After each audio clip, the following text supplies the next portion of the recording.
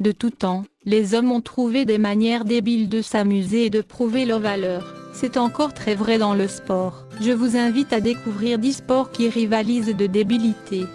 Le hockey sous-marin. Imaginez si une patinoire fondait. C'est le principe du hockey sous-marin. Plutôt qu'un bâton, chaque joueur est équipé de ce qui ressemble presque à une canne géante en bonbon appelée un pousseur. Le but est le même, marquer plus de buts que l'autre équipe, et espérer que vous pouvez retenir votre souffle plus longtemps.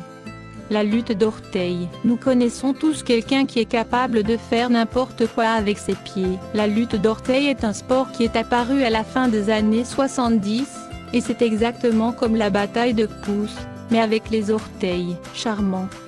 Le roulé de fromage, un sport dans lequel vous chassez la nourriture en bas d'une colline, où le gagnant peut ensuite garder et consommer la nourriture, comme le dit Conor McGregor. Inscrivez-moi. Ce sport a lieu chaque année à Cooper Hill, près de Gloucester. C'est simple, des tas de gens courent après une tome roulante de fromage sur une colline. La pantalonnade de furet. Le but est simple, mais pas évident. Essayez de garder 2 furets dans votre pantalon le plus longtemps possible. Encore une fois, je demande, pourquoi ? La plongée de tourbière. Encore une autre contribution au monde du sport par les Anglais. La plongée de tourbière exige que l'on se rende du point A au point B dans une tourbière dégoûtante en n'utilisant rien d'autre que la puissance de leurs jambes et des palmes qui sont attachées.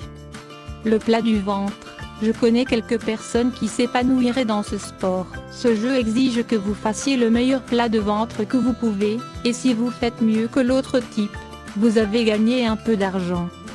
La boxe aux échecs. Une bataille des esprits et des poings. Ce sport consiste en 11 rounds qui alternent entre la boxe et les échecs. Pas de blague. Espérons qu'au 11e vous serez encore capable de faire la différence entre un pion et un chevalier. Le buzukhashi, sport national de l'Afghanistan. Le buzukhashi est tout simplement n'importe quoi. Le but est de prendre le corps en tête d'une chèvre et de la mener avec succès sur une ligne à cheval. Mais pourquoi ?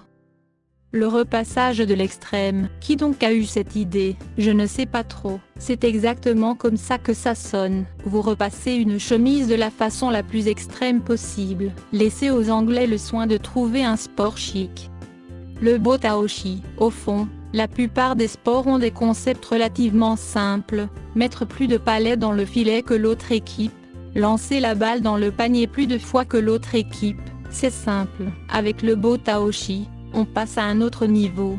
Il faut abattre le poteau de l'autre équipe, par tous les moyens nécessaires. Avec 75 attaquants et 75 défenseurs par camp, le jeu est un véritable foutoir.